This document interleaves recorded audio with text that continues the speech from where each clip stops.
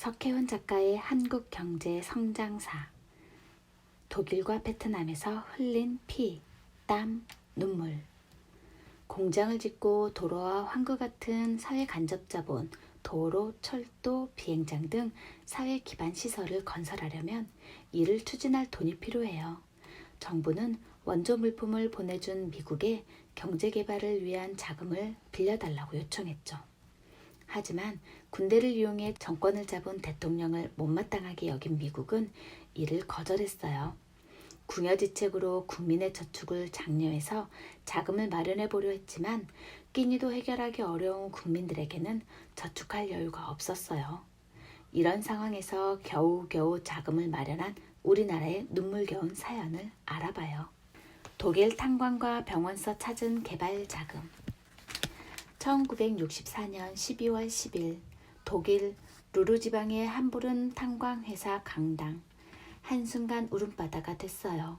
이곳을 방문한 박정희 대통령을 만나려 모인 한국인 광부 300여 명이 울음을 터뜨렸던 것이에요. 이들이 서럽게 운 이유는 뭘까요?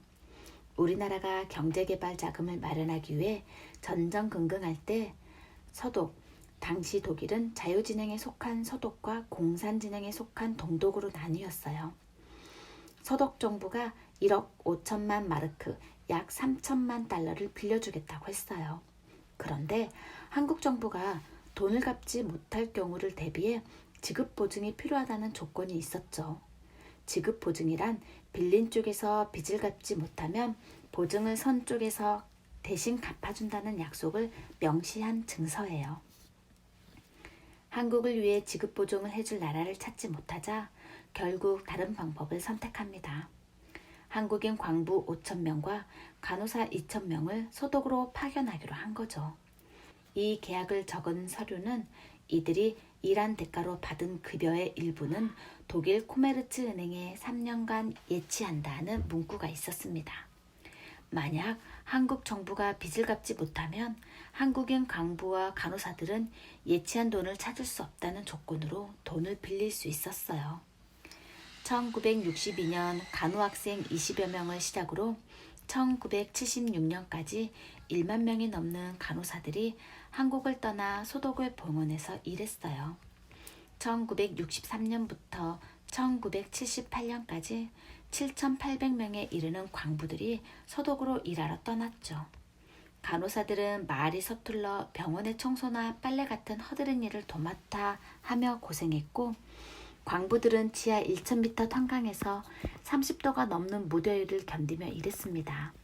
그래도 한 달 일하면 당시 한국의 장관들이 받는 월급만큼 돈을 벌 수 있었기에 이들은 온 힘을 다해 일했어요.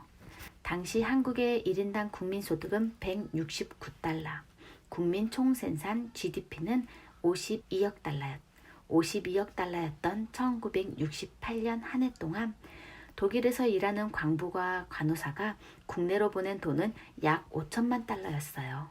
1964년 베트남의 공산화를 막는다는 명분으로 베트남 전쟁에 끼어들었던 미국은 다른 나라에도 전쟁에 참여할 것을 요청했어요. 하지만 이는 베트남 정치에 대한 간섭이라며 어느 나라도 나서려 하지 않았죠. 마지막으로 미국이 한국에 도움을 요청했습니다. 고민하던 한국 정부는 두 가지 효과를 기대하고 베트남 전쟁에 참여하기로 결정했어요.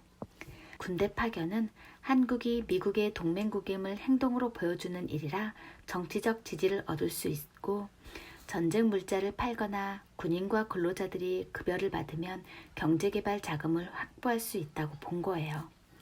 실제로 한국 정부는 베트남 참전을 조건으로 미국으로부터 1억 5천만 달러의 차관, 국가에서 빌리는 것, 베트남 내 건설 사업 참여, 한국 상품의 미국 수출 확대를 약속받았어요. 1964년 9월 의무요원과 태권도 교관이 먼저 파견됐고, 1965년 2월 비둘기 부대를 시작으로 청룡, 백마, 맹호 부대 등 전투부대가 베트남 전쟁에 참여하게 됐어요. 8년간 베트남에 파견된 우리 군인의 수는 34만 명이나 되었고, 많은 한국 기술자들도 베트남에 파견돼 일했어요. 1960년대 후반부터 1970년대 초반까지 한국인들이 베트남 전쟁에 참여하여 목숨을 걸고 벌어들인 외화는 한국 경제개발 자금에서 큰 몫을 차지합니다. 하지만 전쟁 중 목숨을 잃은 한국 사람은 4,600여 명이 넘고 다친 사람도 1만 5천 명에 이르렀습니다. 지금까지도 전쟁 중 밀림에 뿌려졌던 고엽제 때문에 고통받는 사람도 있어요.